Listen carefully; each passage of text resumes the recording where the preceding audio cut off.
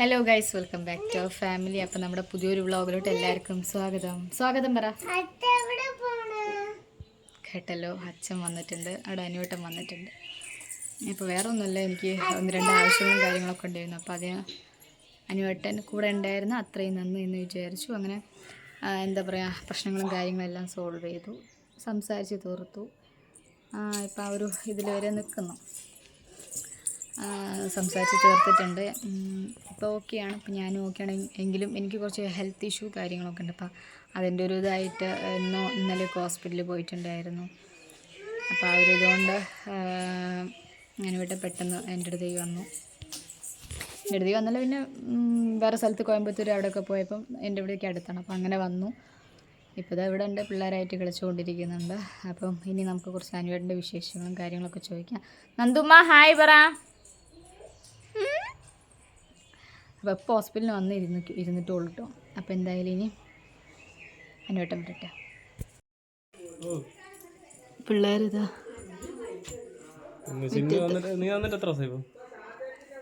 3 ആഴ്ച ആവുന്നല്ലേ ഉള്ളൂ.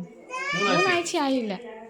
2 ശനിയാഴ്ച ഞായറാഴ്ച 3-ാം തീയതി എങ്ങാനും വന്നതാണ്. ഗൈസ്, ഇന്നാണ് പിള്ളേർ മുറ്റത്തോട്ട് ഇറങ്ങിയിട്ട്. ഞാൻ മുറ്റത്തോട്ട് അങ്ങനെ ഇറക്കില്ല. മുറ്റത്തിറങ്ങി കഴിഞ്ഞാൽ ഇതാണ് അവസ്ഥ. മണ്ണ് കളിക്കും, ചെടി പറിച്ച് കളിക്കും. പിള്ളേർക്ക് വല്ല മാറ്റവും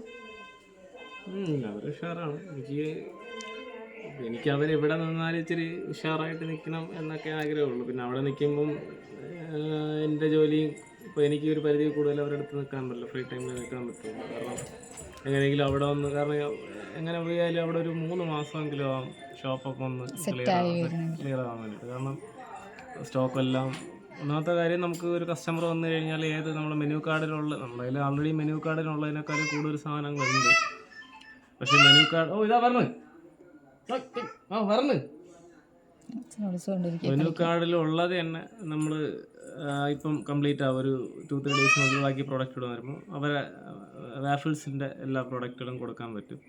അത് കഴിഞ്ഞാൽ മിൽക്ക് ഷേക്സൊക്കെ അവർ പറഞ്ഞെന്ന് ചെയ്യേണ്ടത്. പിന്നെ മൊജിറ്റോ, പിന്നെ ലൈം, ഷാർജ ഷേക്ക്, അങ്ങനെ ഷാർജൻ്റെ ഷേക്സ്, കുറേ പ്രോഡക്റ്റുകൾ അതിൻ്റെ മെനു കാർഡ് ക്ലിയർ ചെയ്യാനുണ്ട്. പിന്നെ ഇതിൽ ആദ്യം സ്റ്റോക്കെല്ലാം ക്ലിയർ ചെയ്ത് പുറത്തുനിന്ന് ഒരാൾ കാണുമ്പം തന്നെ എന്തൊക്കെ ഉണ്ടെന്നുള്ളൊരു ഐഡിയ ക്രിയേറ്റ് ചെയ്യണം. പിന്നെ ആ പ്രൊഡക്റ്റുകളെല്ലാം കൊടുക്കണം. അപ്പോൾ പിന്നെ നമുക്ക് കസ്റ്റമേഴ്സ്, നമുക്ക് ഓൾറെഡി വാക്കിംഗ് കസ്റ്റമേഴ്സ് ഉണ്ട് എങ്കിലും പല പ്രൊഡക്റ്റുകളും നമ്മൾ ഇത് ചോദിക്കുന്നതനുസരിച്ച് ക്ലിയർ ചെയ്യുന്നുണ്ട്. പിന്നെ ആ ഒരു ലൊക്കേഷനെ പലരും ഒരു പറയുന്നുണ്ട്, കുറച്ചുകൂടെ വേറെ ഒരു സൗകര്യം ഉള്ളിടത്തോട്ട്, അതായത് ആൾ വരും എന്നുറപ്പുള്ള സ്ഥലത്തോട്ട് മാറണം. പക്ഷേ എനിക്ക് അതിൽ നിന്ന് മനസ്സിലാക്കിയെന്ന് വെച്ച് കഴിഞ്ഞാൽ പ്രൊഡക്റ്റ് നല്ലതാണെങ്കിൽ കുറച്ച് ടൈം എടുത്താലും ആൾ വരും. കാരണം നമ്മൾ തന്നെ ഈ വ്ളോഗിലൊക്കെ പലരും കാണുന്നുണ്ട്, ഒരുപാട് ഉള്ളിലോട്ടൊക്കെ ഇരിക്കുന്ന കടകൾ. അവരെ ഫുഡിൻ്റെ ഒരു ക്വാളിറ്റിയിൽ അത്യാവശ്യം നല്ല കസ്റ്റമേഴ്സ്, ഒരു 2 വീലർ പോലും കയറാത്ത മേഖലകളിൽ പോകുന്നത് നിങ്ങളും കണ്ടിട്ടുണ്ടായിരിക്കും. അപ്പോൾ അതുകൊണ്ട് കസ്റ്റമേഴ്സ് വരും. പക്ഷെ അവിടെ നമുക്ക് കുറച്ച് പേരിലോട്ട് എത്തിക്കണം. അതിനുള്ളൊരു പ്ലാറ്റ്ഫോം നമ്മുടെ കയ്യിലുണ്ട്. ഇൻസ്റ്റാഗ്രാം ആയാലും യൂട്യൂബ് ആണെങ്കിലും അതുമായി ബന്ധപ്പെട്ട ആൾക്കാർ. അപ്പോൾ അത് ഒക്കെ ചെയ്ത് ആൾക്കാരെ വരുത്തുക, ഒരു മിനിമം സെയിൽ ഒരു ദിവസം ക്രിയേറ്റ് ചെയ്യുക. അപ്പോൾ നമുക്കൊരു മന്ത്ലി ഇത്ര രൂപയുടെ സെയിൽ, ഇത്ര രൂപ പ്രോഫിറ്റ് ഉണ്ടാവും എന്നുള്ളൊരു ലെവലിലോട്ട് വന്നു കഴിഞ്ഞാൽ നമുക്ക് ഇപ്പോൾ മുന്നോട്ട് അടുത്ത സ്റ്റെപ്പിലോട്ട്, ഇപ്പോൾ മോർ ഫ്രാഞ്ചൈസീസ് ഉണ്ടെങ്കിൽ അങ്ങനെ ചെയ്യാം. അല്ല, ഇപ്പോൾ ഇത് ക്ലിക്കാക്കിയാലേ അടുത്ത ഫ്രാഞ്ചൈസീസിലോട്ട് പോകാൻ പറ്റുള്ളൂ.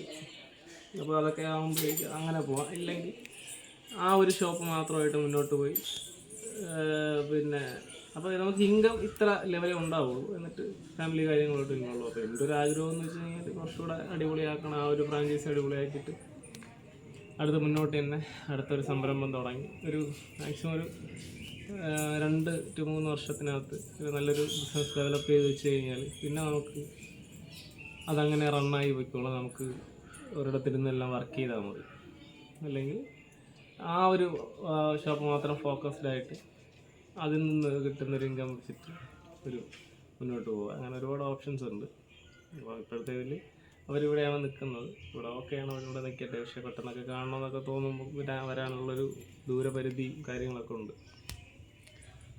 പിന്നെ ചിന്നുവിൻ്റെ അടുത്ത് നിന്ന് ഞാൻ പറഞ്ഞു, ഇവിടെ വന്ന് നിന്ന് കഴിഞ്ഞാൽ നമുക്ക് ഷോപ്പിൽ വേറൊരാളെ നിൽക്കണ്ട, നിനക്ക് സ്റ്റിച്ചിങ്ങിൻ്റെ ടൈം കഴിഞ്ഞതിന് ശേഷം നേരെ ഷോപ്പിൽ വെച്ചിട്ട് ഷോപ്പിൻ്റെ കാര്യങ്ങൾ നോക്കാം. പക്ഷെ അവർക്ക് ഇപ്പോൾ കുറച്ച് ഫിസിക്കൽ കണ്ടീഷനൊക്കെ അല്ലാത്തതുകൊണ്ട് പിന്നെ അത് ഓക്കെ ആക്കിയിട്ട് ഒക്കെ വരാമെന്ന് പറഞ്ഞു. ഞാൻ പിന്നെ കൂടുതൽ കമ്പൽ ചെയ്തില്ല. കാരണം നമുക്ക് എവിടെ ആയാലും ഇപ്പോൾ എനിക്കാണെങ്കിലും വയ്യാതെ കടന്നു കഴിഞ്ഞാൽ ഒരു പരിധി വരെ എന്നെക്കൊണ്ട് അതിനെ ഫേസ് ചെയ്യാൻ പറ്റുള്ളൂ. അത് കഴിഞ്ഞാൽ നമുക്കൊരാളിൻ്റെ ഒരു ഹെൽപ്പ് കൂടെ ഉണ്ടെങ്കിൽ നടക്കുള്ളൂ. ഞാനിപ്പം ഇടയ്ക്ക് ഹോസ്പിറ്റലിൽ കിടന്നതൊക്കെ ഞാൻ പറഞ്ഞു, ഏതാണ് എന്താണെന്നൊക്കെ ഉള്ളത് ഞാൻ ഇതുവരെ പറഞ്ഞില്ല. എൻ്റെ നാട്ടിൽ എല്ലാവർക്കും അറിയാം, എങ്കിലും ഞാനതും ഒരു ദിവസം പറയാം.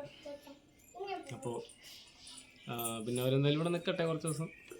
പിന്നെ നമ്മൾ അകന്നിരിക്കുന്നത് തന്നെയാണ് ചില സമയത്ത് നല്ലത്. എന്നാലും നമുക്ക് അവരൊക്കെ വാല്യൂ മനസ്സിലാക്കുള്ളൂ. ഇപ്പോൾ എനിക്ക് ചിന്നുവിൻ്റെ ആയാലും ചിന്നുവിന് എൻ്റെ ആയാലും എനിക്ക് പിള്ളേരുടേതായാലും ചിന്നുവിന് എൻ്റെ അവിടെ നാടിനെ ആയാലും ഒക്കെ. അപ്പോൾ ചിന്നുവിന് എപ്പോഴും സ്വന്തം നാട്ടിൽ നിൽക്കുന്നതാണ് കൂടുതൽ താല്പര്യം. അത് വേറെ ഒന്നും കൊണ്ടല്ല, അത് സ്വന്തം നാടിനോടും പിന്നെ റിലേറ്റീവ്സൊക്കെ ഇവിടെയാണ്. പക്ഷേ അവിടെ ഞാൻ അവിടെയാണുള്ളത്.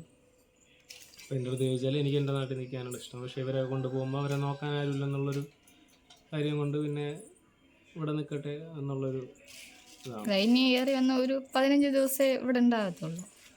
അതൊന്നും പറയാൻ പറ്റില്ല. കാരണം അതൊക്കെ ഇപ്പം ഇപ്പോഴത്തെ ഫിസിക്കൽ കണ്ടീഷൻ അനുസരിച്ച് ട്രീറ്റ്മെൻറ്റ് ചെയ്യുക എന്നുള്ളതാണ് അവർ പറഞ്ഞിട്ടുള്ളത്. അത് കഴിഞ്ഞാൽ മാത്രമേ അടുത്ത സ്റ്റെപ്പിൽ ഇനി റെസ്റ്റ് വേണോ, ഇപ്പം പോയാലും പിള്ളേരെ നോക്കാൻ പറ്റുമോ എന്നുള്ള കാര്യങ്ങൾ. ഇപ്പോൾ എനിക്ക് തന്നെ ഒരു ബുദ്ധിമുട്ട് വന്നിട്ട് ഞാനിപ്പോൾ എനിക്കൊന്ന് ക്ലിയറായി വരുന്നേ ഉള്ളൂ. അപ്പോൾ എനിക്ക് തന്നെ അപ്പോഴും ഡോക്ടറും കാര്യങ്ങളൊക്കെ ലാസ്റ്റ് എൻ്റെ അടുത്ത് പറഞ്ഞതെന്ന് വെച്ച് കഴിഞ്ഞാൽ കൂടുതൽ വിഷമം ഉണ്ടാക്കുന്ന കാര്യങ്ങൾ എടുക്കണ്ടെന്നാണ് പറഞ്ഞത്. അപ്പോൾ അതൊക്കെ എന്ന് വെച്ച് കഴിഞ്ഞാൽ ഒരു നമുക്ക് പറയാൻ പറ്റില്ല. നമുക്ക് ഓട്ടോമാറ്റിക്കായിട്ട് നമുക്ക് പല കാര്യങ്ങളും ഓർത്ത് വിഷമം ഉണ്ടാകും. പുതിയ കാര്യങ്ങൾ അറിഞ്ഞിപ്പം ഇപ്പോൾ ചിന്നിൻ്റെ ഹോസ്പിറ്റൽ കേസാണെങ്കിലും ഇപ്പോൾ ഒരു അനിലേട്ടൻ്റെ വൈഫ് മരിച്ചൊരു ഇൻസിഡൻ്റ് ആണെങ്കിലും അത് പറഞ്ഞു. അതൊക്കെ അത് പറഞ്ഞു. ബാക്കി അതിൻ്റെ ഡീറ്റെയിലിങ്ങിലോട്ട് ഞാൻ പോകണമെന്നേ പറഞ്ഞുള്ളൂ. അത് പറയാമെന്ന് വെച്ച് കഴിഞ്ഞാൽ ഇപ്പം അത് അറിയണമല്ലോ. എപ്പോഴായാലും നമ്മളിവിടെ അത്രയും എന്തായിട്ട് ഒരു മരണവാർത്ത അറിയിക്കുക എന്നുള്ളത് ഉണ്ട്. കാരണം അനിലേട്ടനൊക്കെ പലരും ആ ഒരു സാധനം കൊടുത്തിട്ടുണ്ട്. അപ്പോൾ അതുപോലെയുള്ള കാര്യങ്ങളാണെങ്കിൽ പിന്നെ മുമ്പ് എനിക്കുണ്ടായിരുന്നൊരു പ്രശ്നം വീണ്ടും വന്നു. കാരണം എന്തെങ്കിലും ഒരു ചെറിയ കാര്യം ഉണ്ടെങ്കിൽ അതിനെ ഓർത്തോർത്ത് മനസ്സിലിട്ട് ഇതാക്കുക എന്നുള്ളത്. അപ്പം അങ്ങനെയുള്ള കാര്യങ്ങൾ, പിന്നെ ഷോപ്പിനൊന്നും സെറ്റാക്കാൻ പറ്റാത്തതിലുള്ള കുറച്ച് കാര്യങ്ങൾ, പിന്നെ അപ്പോൾ അതൊക്കെ സ്റ്റെപ്പ് ബൈ സ്റ്റെപ്പായിട്ട് ചെയ്യാൻ പറ്റും. പിന്നെ പുതിയ കാര്യങ്ങൾ വരുമ്പോഴാണ് കുറച്ച് വീണ്ടും ഒരു സെറ്റാവുന്നത്. അപ്പോൾ അങ്ങനെയൊക്കെയാണ്. അപ്പോൾ ഞാനെന്തായാലും നോക്കിയിട്ടൊക്കെ പോകും. ബാക്കി ഇവിടുത്തെ വിശേഷങ്ങളൊക്കെ ചെന്ന് പറയും. പിന്നെ പിള്ളേരെ എല്ലാവരെയൊക്കെ കണ്ടതിലൊക്കെ സന്തോഷം. അമ്മൻ്റെ സെല്ലം അതൊക്കെ അച്ഛനും അമ്പും പോകണം. ടാറ്റ പോകുന്നു.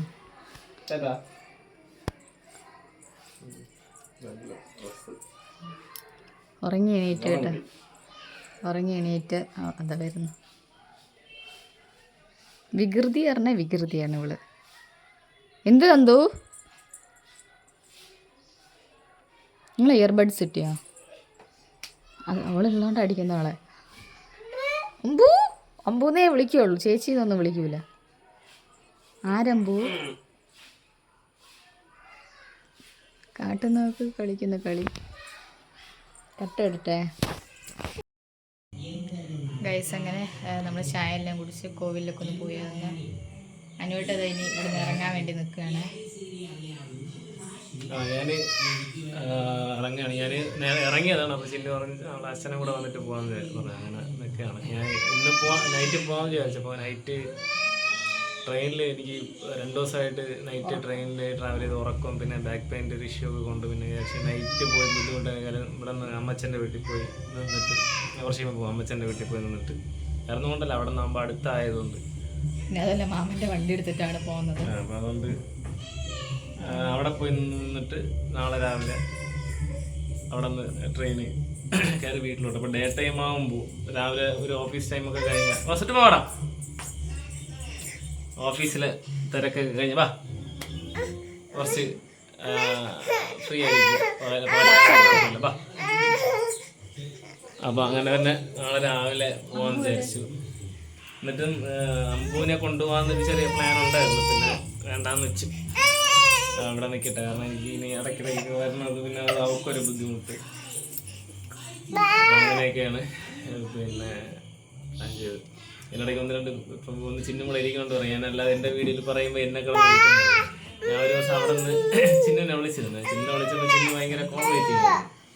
അപ്പോൾ ഞാൻ വിചാരിച്ച് എന്നിട്ട് എന്തൊരാവശ്യം ആര് വിളിച്ചെന്ന് ചോദിച്ചാൽ ഞാനൊരു സബ്സ്ക്രൈബർ വിളിച്ചെന്ന് പറഞ്ഞു. ഇത് സിറ്റുവേഷനൊക്കെ കണ്ടിട്ട് പിന്നെ പറയട്ടെ, കുഴപ്പമില്ല. വേറെ ഒന്നുമില്ല, നമ്മൾ ആണുങ്ങൾക്ക് ചിലപ്പോൾ അത് ഒരു പരിധി വരെ മനസ്സിലാവും.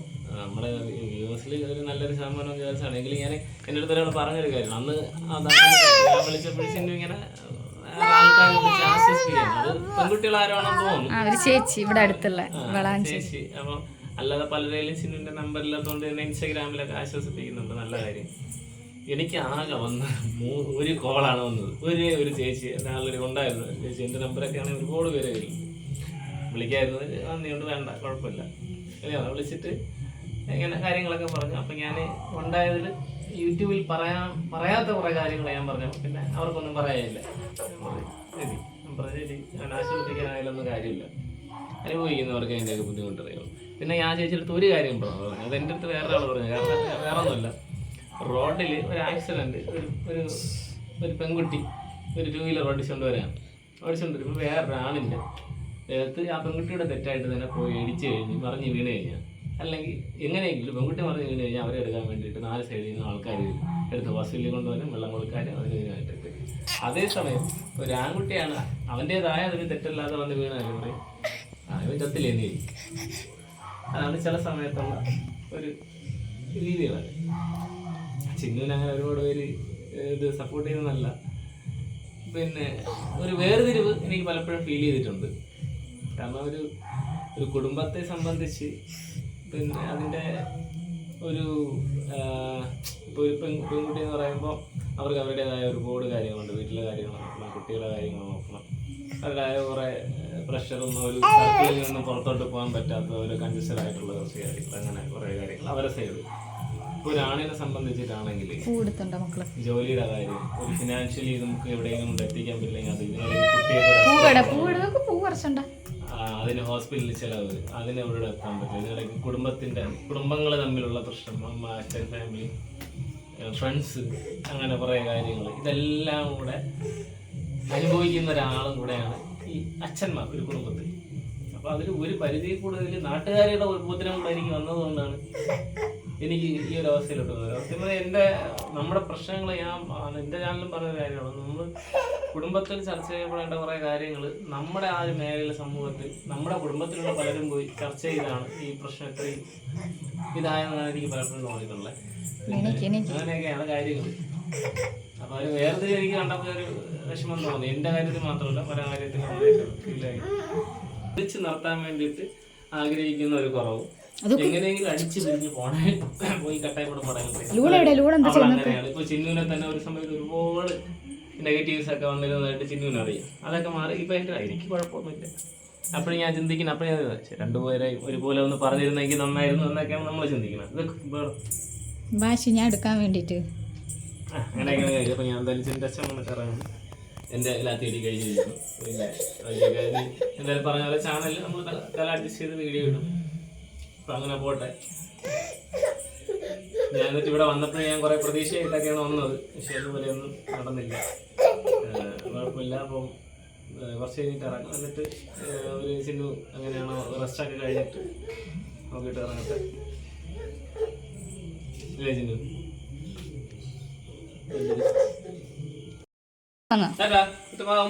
ഒരു ഉമ്മ കൊടുക്ക. ഓഹോ, അമ്പൂട്ടി അച്ഛൻ പോവാണെന്ന്. മക്കള് പോണാ? ഓള് ഉടുപ്പിട്ടില്ല. നന്ദ അച്ഛനൊരു ഉമ്മ കൊടുക്ക്.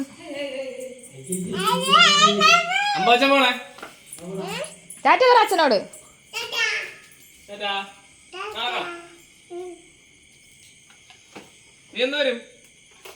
എന്ന് വരുന്നു. നന്ദു പോണാ?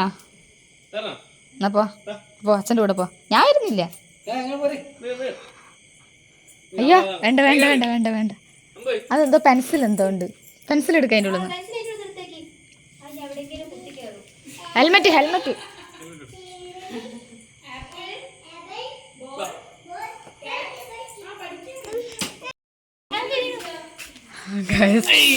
ഇവിടെ അച്ഛൻ പോകാനായിട്ട് പോണുണ്ട്.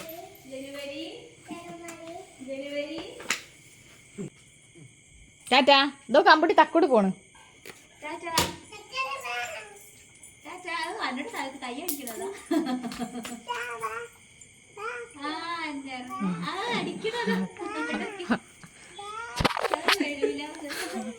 അവളെ പോവാണെന്ന്.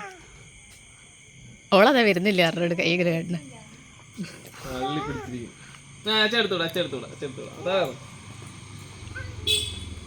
എന്താ അപ്പു നേരത്തെ വന്നേ? ഇത് അപ്പു വരുന്നു. അപ്പു അപ്പു ഒന്ന് പിടിച്ചോളൂ. മാമൻ്റെ വീട്ടിൽ പോകണ്ട, അവിടെ നിന്ന്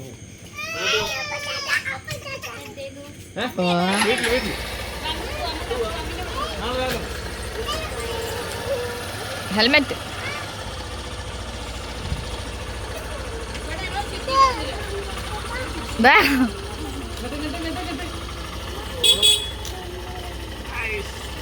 ചാറ്റ് പറ. അച്ഛനോട് ചാറ്റ് പറയാനാണ്. അവക്ക് അറിഞ്ഞൂടാ.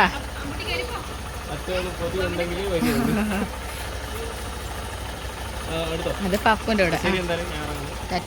അവളെ പിന്നെ കൊണ്ട് വാ വാ ചാറ്റ് പോവാ. അതാ കേറി അള്ളി ഇരിക്കുന്നു ഇവിടെ. ഇതാ അവിടെ ഇരുന്നു. വാ അപ്പൂന്റെ കൂടെ പോവാ. വാ അപ്പൂന്റെ കൂടെ പോവാ. വാ വാന്നേ വാ വാടി വാ ചാറ്റ് പോവാ. വാ ദാ അപ്പൂന്റെ കൂടെ പോവാ. ദാ അമ്പു അതാ പോണം അപ്പൂന്റെ കൂടെ. എടാ ഡ്രസ് ഇട്ടില്ലടോ.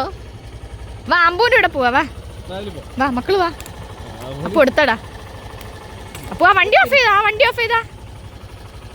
ആ പെണ്ണന്റെ ആക്സിലേറ്റർ കാട്ടാണ്.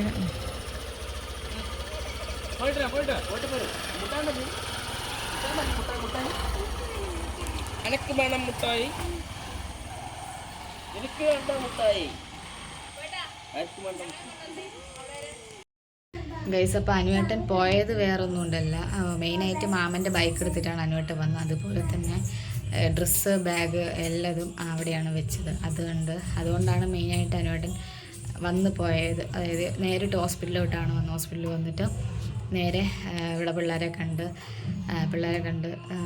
കുറച്ച് നേരം പിള്ളേരൊക്കെ കൂടെ കളിച്ച് പിന്നെ നമ്മൾ വൈകിട്ട് ക്ഷേത്രത്തിലൊക്കെ പോയി. ഇന്നലെ ക്ഷേത്രത്തിലൊക്കെ പോയിട്ട് അങ്ങനെ ആണ് പോയത്. ഇന്ന് ഫുഡൊക്കെ അമ്മൂമ്മൻ്റെ അവിടെ നിന്നാണ് കഴിച്ചത്. ഇവിടുന്ന് പോയപ്പോൾ തന്നെ 8 മണിയൊക്കെ ആയപ്പോഴാണ് ഇവിടുന്ന് പോയത്. അപ്പം രാവിലെ നാളെ അതായത് ഇന്ന് ഫറോക്കിന്ന് ട്രെയിൻ കയറും. അപ്പോൾ ആ ഒരു ഇത് അനുസരിച്ചാണ് അനുവേട്ടൻ പോയതല്ല, അത് വേറെ ഒന്നും കൊണ്ടല്ല. അപ്പോൾ എന്തായാലും അടുത്തൊരു വീഡിയോ ആയിട്ട് വീണ്ടും കാണാം. Tata bye.